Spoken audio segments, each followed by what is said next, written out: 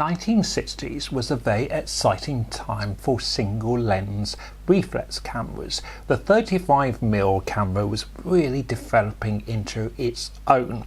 The quality of film had increased and people's incomes were increasing, and the manufacturer of single lens reflex cameras, particularly in Japan, were getting to a new high in both terms of models and quality.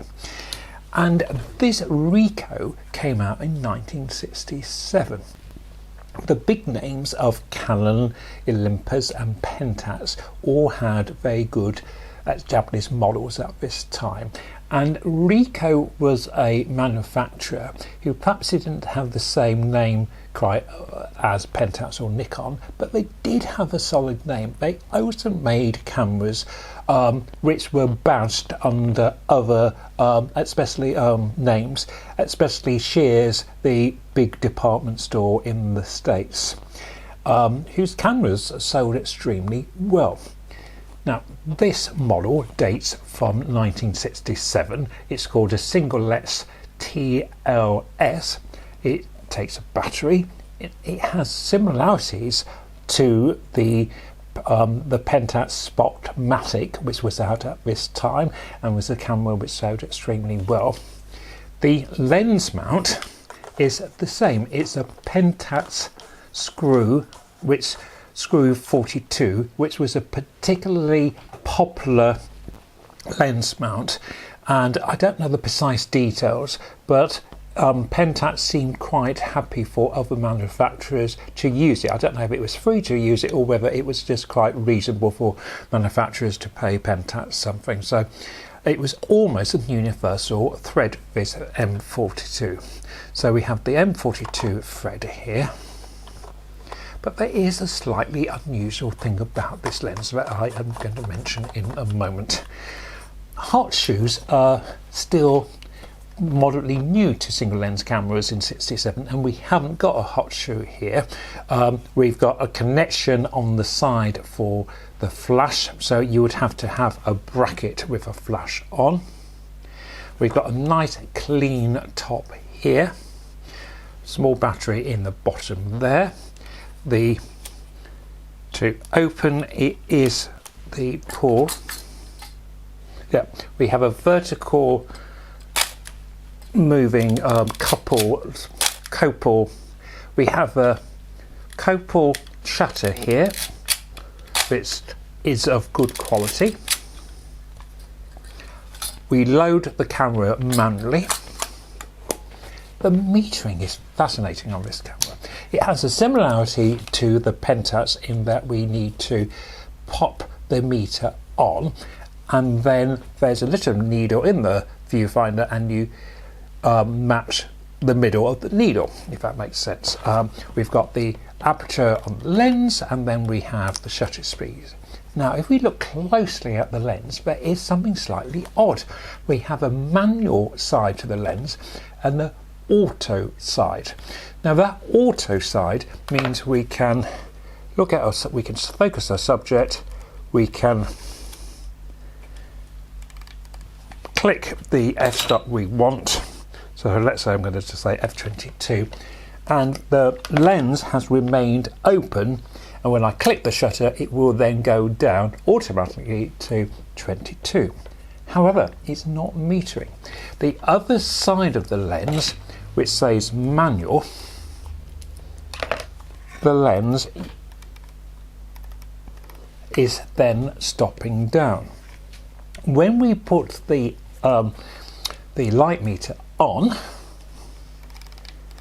it doesn't matter which side we are on, the auto or manual, the lens is stopping down.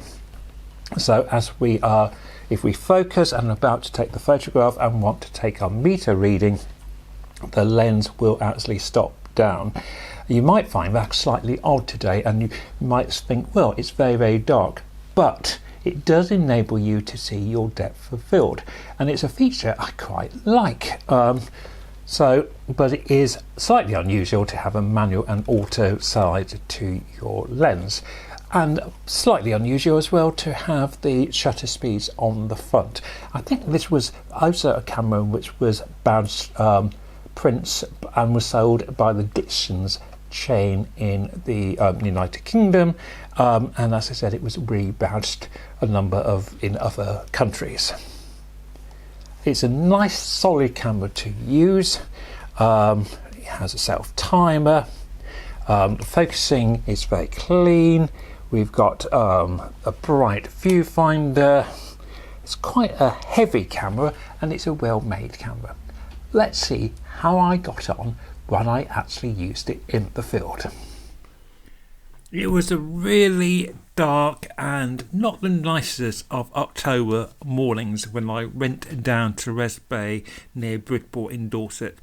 It was rather stormy, it was grey and miserable. However, it still had a certain mood, and this camera, the Ricoh, with its 2.8 lens, coped, I think, very well. Something I noticed looking back on these negatives of these prints is that the tones are good, it is sharp, it is clear, it's actually performed very well, and the meter has worked well. You are never sure with some of these old cameras how accurate the meter is going to be, but I was really pleased with this. You can see the good quality skies here, the sharpness of the horizon there. I'm using ISO 100 film, which is former pan. I have developed it in Ilford ID11, which is a developer I have used for years and I find to work well. I've scanned these on the Epsom scanner, and I've done the minimum work in Photoshop. There was a couple of little spots and scratches which I've just healed over, and I'm really pleased with the results. The camera isn't the nicest to use, but with the Pentax M42 fitting, it gives you such a wide variety of lenses that it really is a camera that can cope with lots and lots of different situations.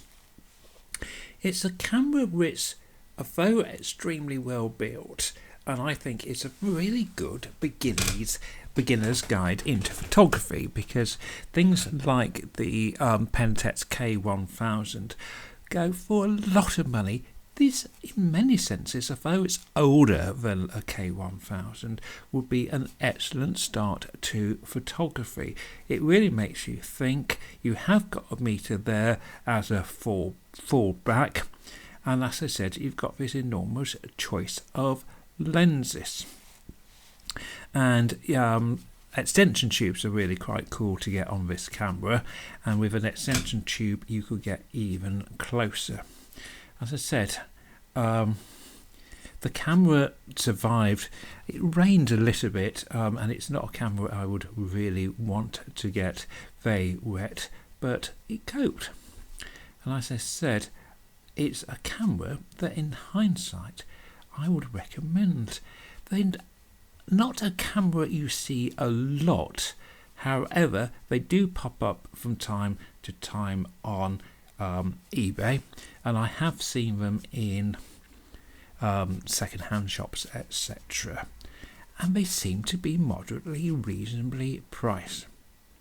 So if you fancy having a go with Ricoh, this is not a bad camera to start with. Thanks for watching. Bye for now.